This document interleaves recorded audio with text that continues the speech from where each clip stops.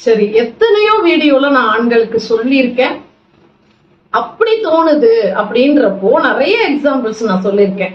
இப்ப என்னைக்காவது நம்ம ஹோட்டல்ல சாப்பிட போலாம், இப்ப தவறான ஒரு உறவுல நான் ஈடுபடுறேன், எனக்கு அப்படிலாம் தான் போகணும்னு இருக்கு, நான் அப்படியே என் வாழ்க்கையை நான் கொண்டு போயிடலாமா அப்படின்னு ஒரு வார்த்தை கேக்குறீங்க.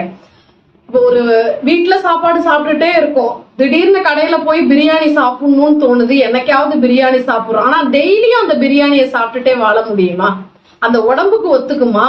அந்த பிரியாணியை தினமும் சாப்பிடுறதுக்கு நமக்கு பினான்சியலா எபிலிட்டி இருக்கா? அதே சமயம் அந்த பிரியாணியை சாப்பிட்டுட்டோம் நல்லா இருக்குங்கிறதுக்காக அந்த ஹோட்டல்ல 10 பாத்திரம் எல்லாம் கழுவி கொடுத்துட்டு காய்கறி எல்லாம் அரிஞ்சு கொடுத்துட்டு உட்கார்ந்து இருப்போமா?